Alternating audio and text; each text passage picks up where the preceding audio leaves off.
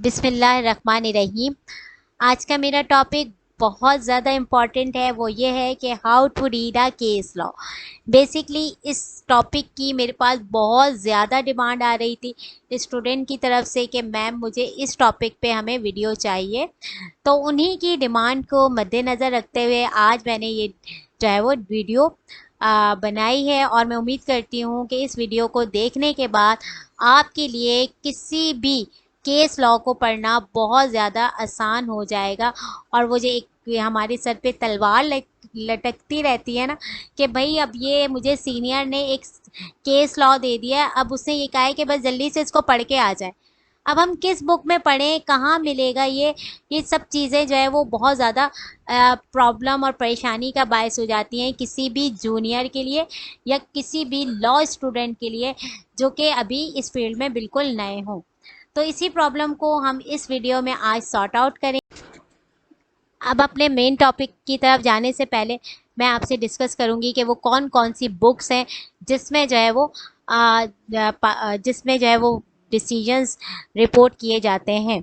तो हमारे पास पाकिस्तान में, आप जैसे कि आप लोगों को पता है, एक सुप्रीम कोर्ट है, 5 हमारे पास हाई कोर्ट्स हैं और नंबर ऑफ़ डिस्ट्रिक्ट कोर्ट्स मौजूद हैं।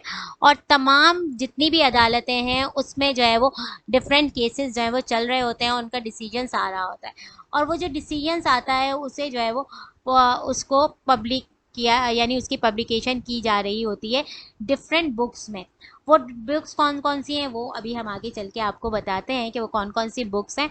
ठीक है, उनमें जो है वो जो भी डिसीजंस आ रहे होते हैं वो पब्लिक किए जा रहे होते हैं। क्यों पब्लिकेशन उनकी की जा रही होती है? उसकी वजह ये होती है कि एक तो यह उसे एकेडमिक साइड में आप यूज़ कर सकते हैं। सेकेंडली ये कि for the interpretation of the law आप जो है वो जो डिसीजंस हैं उन्हें यूज़ कर सकते हैं।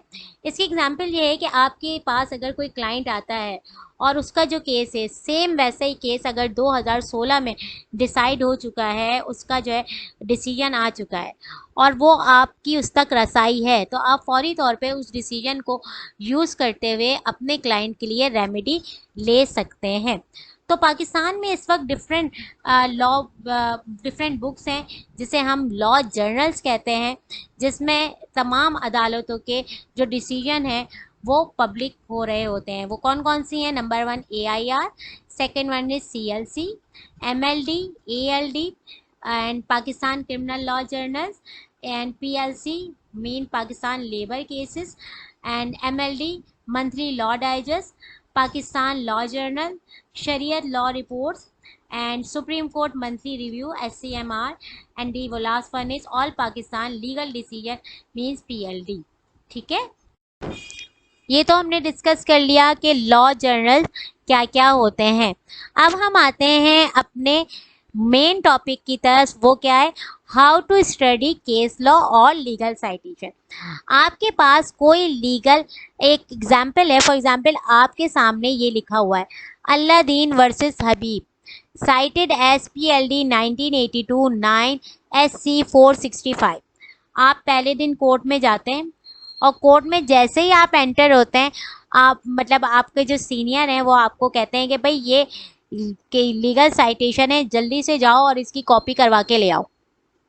या आपको ये केस लॉ दे दिया जाता है कि आज ये केस लॉ आपने पढ़ना है, ये आपका होमवर्क है। आप क्या करेंगे? आप फौरी तौर पे, अगर आपको जो है वो लीगल साइटेशन पढ़ना नहीं आती, यानी केस लॉ पढ़ना नहीं आता, तो आप फौरी तौर पे घबरा जाएंगे कि भाई ये मैं कैसे पढूं। अच्छा, मैं ना एक वर्ड यूज़ कर रही हूँ, वो क्या पढ़ रही हूँ? या तो मैं कह रही हूँ केस लॉ या मैं कह रही हूँ लीगल साइटेशन। तो इस दोनों में आपको घबराना नहीं है, दोनों सेम है। या तो आप उसको लीगल साइटेशन कह लें या आप उसे केस लॉ कह लें, बात एक ही है। अच्छा, तो चलें दोबारा आ जाते हैं अपने टॉपिक पे कि अगर आपके पास आ जाए तो आपको अगर पढ़ना नहीं आता तो आप फौरी तौर पे क्या होंगे? आप घबरा जाएंगे कि भाई मैं कैसे पढूं, और सीनियर आपको हरगिज़ नहीं बताएगा, बल्कि वो आपको मज़ीद डांट पड़ेगी आपकी कि भाई आपको एक लीगल साइटेशन पढ़ना नहीं आती। अच्छा, इसका एक दूसरा पहलू भी है कि अगर आप LLB 5 ईयर के स्टूडेंट हैं और आपको टीचर जो है वो असाइनमेंट में इसी तरह एक असाइनमेंट दिया जाता है और ये कहा जाता है कि ये आपका केस लॉ है, आपने इसको पढ़ के आना है, और इसकी जो है वो मैं प्रेजेंटेशन लूँगी। अब आप क्या करेंगे, आप बोलेंगे भाई ये क्या है, मैं कहाँ देखूँ, ये कहाँ मिलेगा मुझे। तो आप कैसे इसको सर्च करेंगे वो मैं आपको अभी बताती हूँ। सबसे पहले जब भी आपके पास कोई भी लीगल साइटेशन आती है तो उसके आप कंपोनेंट्स को देखिए। ठीक है, तो एक लीगल साइटेशन में टोटल 6 कंपोनेंट होते हैं। नंबर 1 जो मैं यहाँ बता रही हूँ, ये नंबर 1 है हमारे पास, अल्लादीन वर्सेस हबीब। ये हमारे पास एक नंबर 1 कंपोनेंट है। सेकंड कंपोनेंट ये लिखा हुआ है पीएलडी। इसके बाद थर्ड कंपोनेंट है हमारे पास 1982। इसके बाद फोर्थ कंपोनेंट है हमारे पास, क्या है वो, फोर्थ कंपोनेंट है हमारे पास ये जो लिखा हुआ है 9। और फिफ्थ कंपोनेंट है मेरे पास, ये लिखा हुआ है एस सी। ठीक है, एस सी जो मेरे पास लिखा हुआ है वो है मेरे पास कौन सा कंपोनेंट है, वो फिफ्थ कंपोनेंट है। और लास्ट वन जो है वो मेरे पास क्या है, 465, ये है मेरा सिक्स कंपोनेंट। ठीक है, किसी भी लीगल साइटेशन के आप पहले कंपोनेंट्स बना लें कि आपके पास ये कंपोनेंट कितने हैं, नम यानी उसे 6 हिस्सों में मैंने तकसीम कर दिया। अब इसका जो पहला हिस्सा है यानी फर्स्ट कंपोनेंट है वो है अल्लादीन वर्सेस हबीब। ये सबको पता है, वेरी कॉमन। ये क्या है, ये नेम ऑफ द पार्टीज है। यानी जो केस आपको पढ़ने को दिया गया है वो जिस पार्टीज के दरमियान डिसाइड हुआ है वो पार्टी नेम ये अल्लादीन वर्सेस हबीब है।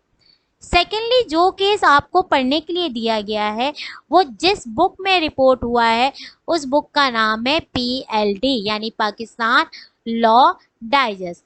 इसके बाद ये पाकिस्तान लॉ डाइजेस्ट जो पब्लिश हुआ था वो 1982 में हुआ था, यानी ये ईयर ऑफ पब्लिकेशन है। इसके बाद आपको पता है पीएलडी के डिफरेंट वॉल्यूम्स होते हैं, तो इसमें ये हमारे पास है, ये वॉल्यूम नंबर 9 है, यानी पीएलडी जो 1982 में पब्लिश हुई थी उसके वॉल्यूम नंबर 9 में आपको जाना है। इसके बाद ये जो केस है जो डिसाइड किया गया, ये डिसाइड किसने किया है, ये किया है एससी यानी सुप्रीम कोर्ट ने। अब ये सब चीजें तो हमें पता चल गई। लास्ट जो कंपोनेंट है वो क्या है हमारे पास, पेज नंबर कहलाता है। यानी आप पेज नंबर 465 ऑफ पीएलडी 1982 में जाएंगे और उसके वॉल्यूम 9 में जाएंगे तो आपको अल्लादीन वर्सेस हबीब का केस मिल जाएगा। ठीक है, तो इस तरह आप जो है वो किसी भी लीगल साइटेशन को स्टडी कर सकते हैं, रीड आउट कर सकते हैं।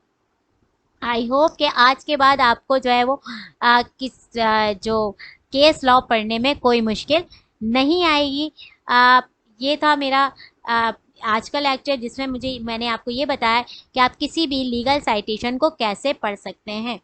अब अगले लेक्चर में इंशाल्लाह ताला मैं आपको ये बताऊंगी कि किसी भी केस लॉ को जब आपके पास एक लीगल साइटेशन में आप केस सर्च कर लेते हैं, अब वो केस क्योंकि बहुत लेंदी होता है, वो कभी कभी जो है वो 500-600 पेजेस के भी केसेस होते हैं, तो आप उसको किस तरह जो है वो पढ़ सकते हैं और वो कौन कौन से फैक्ट्स हैं, कौन कौन सी चीज़ें होती हैं जो किसी भी केस में आपके लिए इम्पॉर्टेंट होती हैं, तो वो हम इंशाल्लाह नेक्स्ट अपना जो लेक्चर है उसमें डिस्कस करेंगे।